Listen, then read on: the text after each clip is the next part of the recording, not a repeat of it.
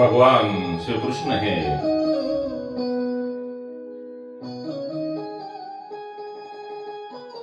आपल्या सवंगड्यासह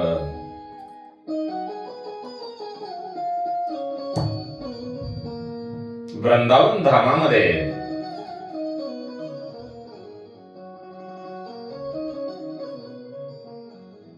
लीला करत असताना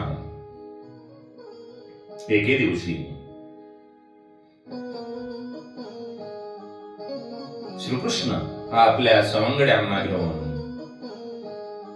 यमुनेच्या तीरावर खेळत असतात.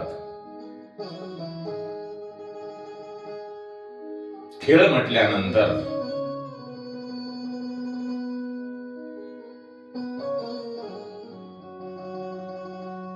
आपल्या शरीरातली जी काही एनर्जी पॉवर आहे ती थोडीशी थकावट वाटल्यानंतर मनुष्याला तहान लागते. आपल्या शरीरातील जे पाण्याचे लेवल आहे ते कमी होते, त्यामुळे आपणाला तहान लागते.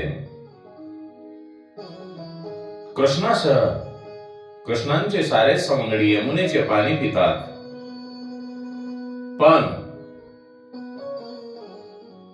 आघाडीत घडते. कारण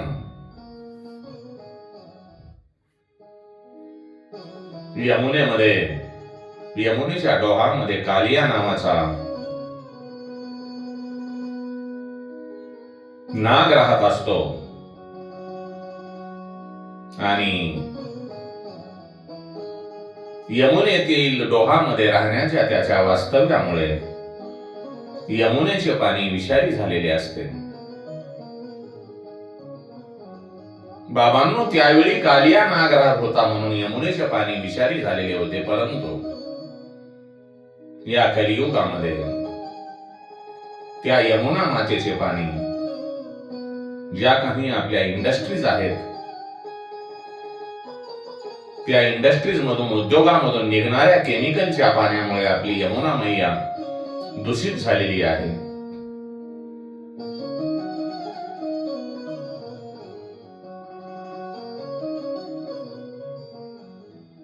मनुष्य एवढा लोभी झालेला आहे,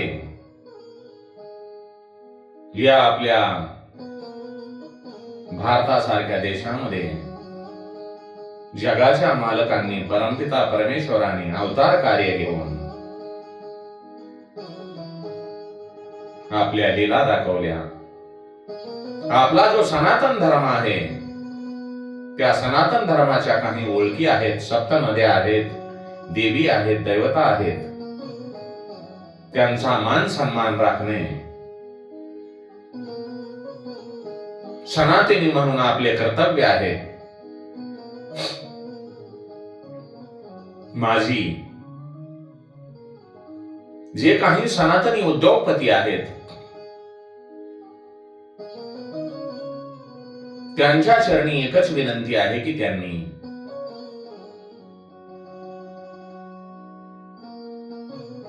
यमुना मातेचे पाणी, ज्या ठिकाणी भगवान श्रीकृष्ण आपल्या सवंगड्यासह खेळत बागडत असताना यमुना मातेचे पाणी पित असत, ते पाणी त्यावेळी जसे होते त्यावेळेसच्या सारखे नाही जरी करता आले तरी पिण्यासारखे करावे, एवढीच माझी त्यांना विनंती आहे. कारण मी वृंदावन धामामध्ये यमुना मातेच्या दर्शनासाठी गेल्यानंतर माझी पहिली यात्रा होती. परंतु आणि मला उत्साहही भरपूर होता.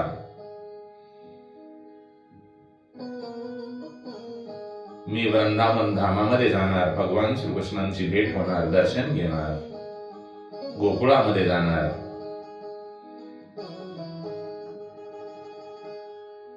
मथुरेमध्ये गेलो, भगवंताचे दर्शन घेतले आणि नंतर माता यमुनेच्या दर्शनासाठी ज्या वेळेला मी फार उत्साहाने काठावर गेलो,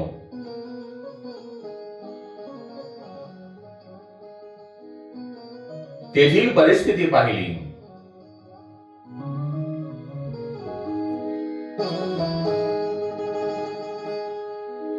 आश्चर्य अशी गोष्ट, यमुना मातेचे पाणी एवढे दूषित झाले होते, ते पाहून माझ्या मनाला एकदम आश्चर्याचा धक्का बसला. करणार काय? बाबा, ही भगवंताची लीला आहे. मनुष्याच्या मनावर एवढे अज्ञान, इतका अंधकार आलेला आहे की आपल्या स्वार्थासाठी स्वार्थ अवश्य करा, जगण्यापुरता करा. कारण भगवंताची ही किमया कोणाला केव्हा काय करील काही सांगता येत नाही रे बाबांनो. आपण मोठे उद्योगपती आहात, ही पण भगवंताचीच कृपा आहे. आपल्या पूर्व पुण्याने, आपल्या प्रारब्धाने आपणाला सर्व काही भगवंताने दिलेले आहे. परंतु आपल्या चरणी एकच विनंती आहे की आपण जेवढे होईल तेवढे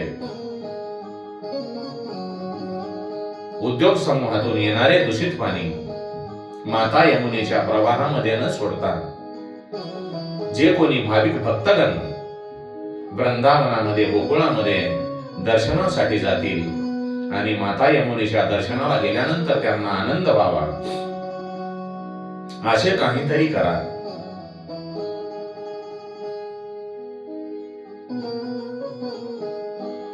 हे भगवंता, हे कृष्णा, हे कान्हा, तुमची जी वृंदावन नगरी आहे, त्या वृंदावन नगरीला सुशोभित करण्यासाठी आपणच त्यांना सद्बुद्धी द्या. कारण भगवंता, आपण ज्या ठिकाणी लीला केलेल्या आहेत ते स्थान, ती यमुना माता पाहून मनाला खेद वाटतो. परंतु आम्ही एकच करू शकतो, आम्ही आपल्या चरणी फक्त विनंती करू शकतो, आपल्या चरणी प्रार्थना करू शकतो. आपण जे काही उद्योगपती आहेत त्यांना सद्बुद्धी द्या, त्यांचे मन परिवर्तन करून आपल्या उद्योग समूहातील पाणी कोणीकडे तरी वळवण्याचा प्रयत्न करा आणि माता यमुनेला शुद्ध राहू द्या.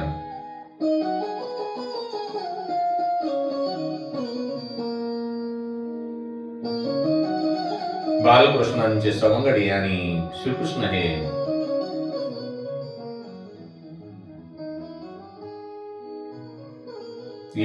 माता यमुनेचे पाणी प्राशन करतात. ते पाणी कालिया नागाच्या विषामुळे विषारी झालेले असते आणि ते पाणी सवंगड्याने प्राशन केल्यानंतर श्रीकृष्णांचे सवंगडी मृत्युमुखी पडतात. त्यांना भगवान श्रीकृष्ण हे आपल्या मायेने पुन्हा जिवंत करतात आणि श्रीकृष्ण परत आपल्या सवंगड्यासह खेळू लागतो. खेळता खेळता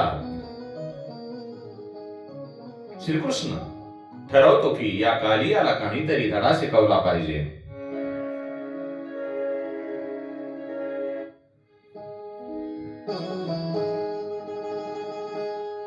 गोबालकांचा खेळ रंगामध्ये येतो आणि खेळता खेळता श्रीकृष्णांचा चेंडू स्वतःहून श्रीकृष्ण यमुनेमध्ये फेकतात. आता हा विषारी चेंडू यमुनेमधून कोण काढणार असा प्रश्न पडतो. तेव्हा श्रीकृष्ण म्हणतो, थांबा, मी चेंडू काढतो.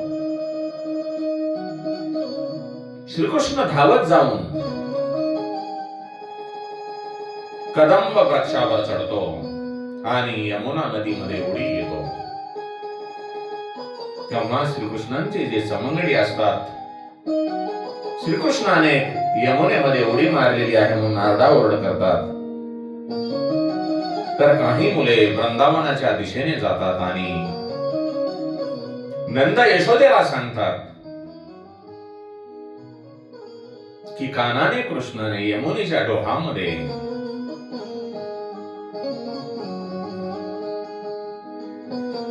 उडी घेतलेली आहे. जगाचा मालक कृष्ण अवतारामध्ये बाललीलेमध्ये असणारा यांनी त्या डोहामध्ये उडी घेतल्यानंतर तो यमुनेचा जे डोह होता तो ढवळून निघालेला आहे. तेव्हा त्यामध्ये वास्तव्यास असणारा कालिया नाग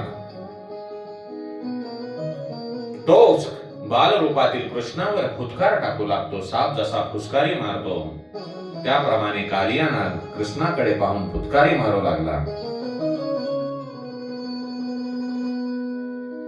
पण श्रीकृष्णांनी शक्ती धारण करून कालियावर मात केलेली आहे. तो कालिया नागाच्या फण्यावर उभा राहतो. श्रीकृष्णांनी कालिया नागांची शेपटी हातामध्ये धरलेली आहे आणि कालिया नागाच्या फणावर नाचू लागतो. तेव्हा ज्या नागपत्नी आहेत कालियांच्या त्या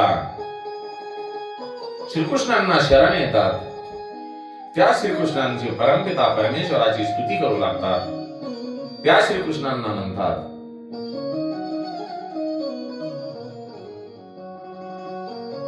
हे श्रीकृष्ण, हे देवादिदेव, आपण आमच्या पतीला जी शिक्षा केली ती योग्य केली. आपण जी त्यांना शिक्षा केलेली आहे ती त्यांच्या पापांचा नाश करणारी आहे. आपण त्यांच्या मस्तकावर विराजमान झालात म्हणून आमच्या पतींचे जीवन धन्य झालेले आहे. बाबांनो, कालिया नाग म्हणजे इंद्रियांचा ध्यास आहे आणि यमुना नदी म्हणजे भक्ती आहे. आणि भक्ती ध्यासामध्ये किंवा भक्तीमध्ये जर इंद्रिय ध्यासाने अडथळे आणले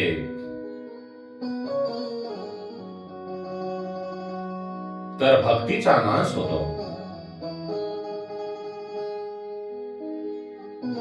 भगवान श्री हरी नारायण यांनी कृष्ण अवतारामध्ये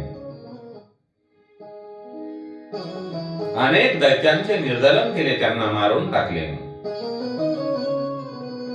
परंतु श्रीकृष्णांनी कालियाला मारले नाही. त्याच्या डोक्यावर नर्तन केले. त्याप्रमाणेच मनुष्याने आपल्या इंद्रियांना न मारता त्यांचे दमन करावे. त्याप्रमाणेच इंद्रियामधील वासनारूपी जे विष आहे ते काढून संत संग जीवनामध्ये घडवावा. कारण संत हे भक्ती मार्गामध्ये चांगले मार्गदर्शन करू शकतात. कालियाचे मर्दन करून श्रीकृष्ण हे यमुना तीरावर परत आला. कानाला पाहून, श्रीकृष्णाला पाहून गोप गोपी आणि कृष्णांचे सवंगडी आनंदित झालेले आहेत. नंद यशोदेने सुटकेचा श्वास सोडलेला आहे. त्यांनी श्रीकृष्णास आनंदाने जवळ घेतले. सर्वजण त्या रात्री यमुना किनाऱ्यावर राहिले. कृष्ण आपल्या सवंगड्यासह त्या ठिकाणी लहान मुले आनंदाने खेळत होती. गायी चरत होत्या आणि त्याच वेळी तो परिसर दावाग्नीने म्हणजे अग्नीने घेरला गेला. चौकून परिसराला आग लागली. तेव्हा सर्वजण एकच हाहाकार गर्दा करू लागले, ओरडू लागले. त्यावेळी श्रीकृष्ण त्यांना सांगतात, तुम्ही सर्वजण डोळे मिटवून घ्या आणि शांत राहा. यमुना तीरावर जमलेल्या सर्वांनी आपले डोळे मिटवून घेऊन शांत राहिले. तेव्हा श्रीकृष्णांनी विराट रूप धारण करून तो दावाग्नी, तो जो अग्नी होता तो पिळून टाकला आणि मग सर्वांना डोळे उघडायला सांगितले. तेव्हा अग्नी स्वतः श्रीकृष्णांनी प्राशन केला असल्यामुळे शांत झालेला दिसला. तात्पर्य, परिस्थितीतील जी काही परिस्थिती असते मनुष्याच्या जीवनामध्ये, प्रत्येक मनुष्याच्या जीवनामध्ये प्रतिकूल परिस्थिती येत असते आणि त्या प्रतिकूल परिस्थितीमध्ये मनुष्याला मनस्तापाचे चटके बसत असतात. तोही दावाग्नीच आहे. पण जर मनुष्याची ईश्वरावर श्रद्धा असेल, भक्ती असेल, तर हा दावाग्नी म्हणजे अग्नी शांत होतो आणि प्रपंच हा संसार दावाग्नीच आहे. तो चारी बाजूनी मनुष्याचे जीवन जाळून टाकतो.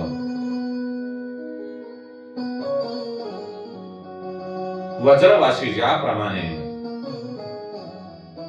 श्रीकृष्णांनी सांगितल्याप्रमाणे त्यांच्यावर श्रद्धा ठेवून डोळे बंद करून घेतात, त्याप्रमाणे आपले डोळे बंद करून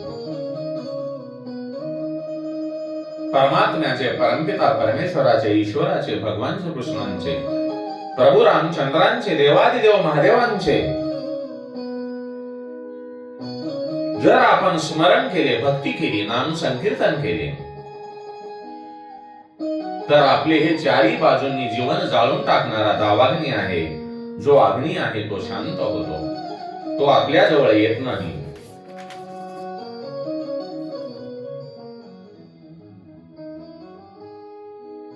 म्हणून चालताना, बोलताना, उडताना, बसताना, झोपताना भगवंताचे नाम संकीर्तन करा.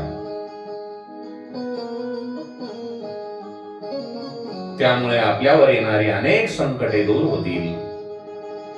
वज्रवासी, गोप गोपी, श्रीकृष्णाचे सवंगडी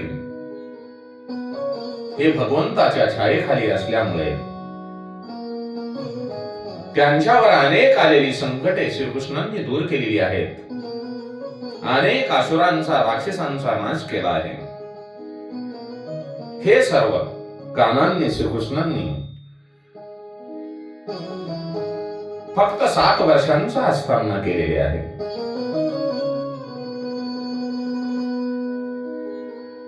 त्या सर्व काही गोष्टी श्रीकृष्णाकडून बालवयातच घडलेल्या आहेत, कारण श्रीकृष्ण हे पूर्ण अवतार आहेत. वृंदावनामध्ये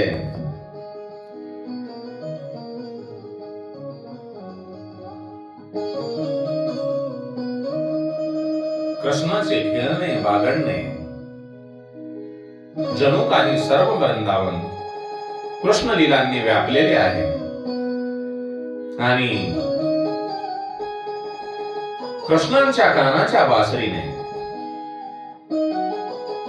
सर्वांना वेड लागलेले आहे.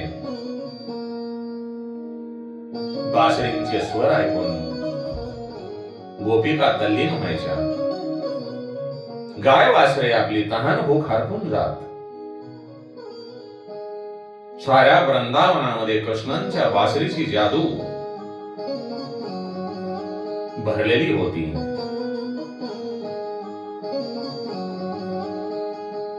आणि कृष्णांच्या बासरीतून, स्वरातून गोपिकांना नाद प्रमाणची अनुभूती मिळत होती. नाद ब्रह्मांच्या त्या आनंदापुढे त्यांना इतर सारे आनंद तुच्छ वाटत होते. म्हणून बाबांनो, आपला जो संसार आहे, प्रपंच आहे, हा दावाग्नी आहे, अग्नी आहे. तो माणसाचे जीवन चारी बाजूंनी जाळून टाकतो. पण ईश्वर जीवाला आश्वासन देतो. तो सांगतो, तू घाबरू नकोस, मी तुझ्या बरोबर आहे.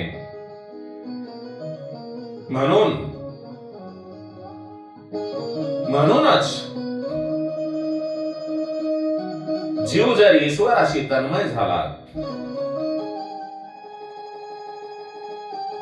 तर संसाराचे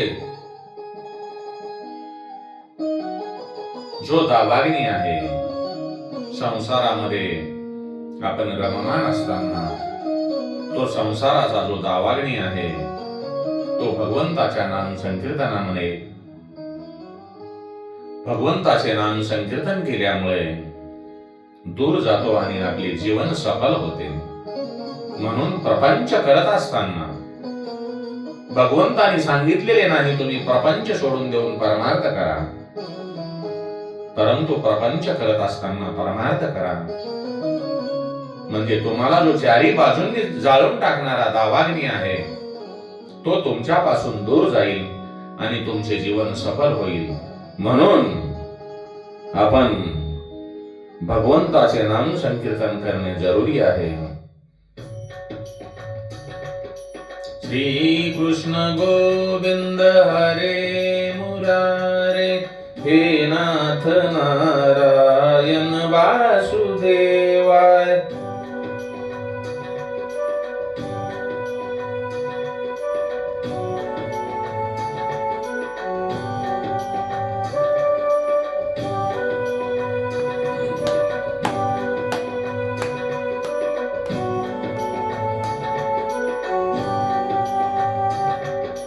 श्री कृष्ण गोविंद हरे मुरारे, हे नाथ नारायण वासुदेवाय. श्री कृष्ण गोविंद हरे मुरारे, हे नाथ नारायण वासुदेवाय.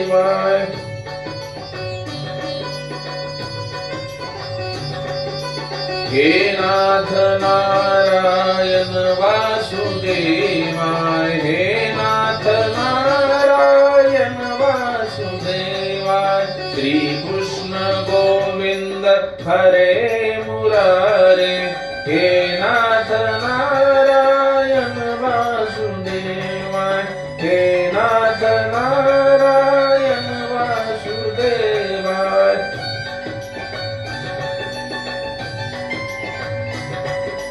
गोविंद बोलो हरि गोपाल बोलो, गोविंद बोलो हरि गोपाल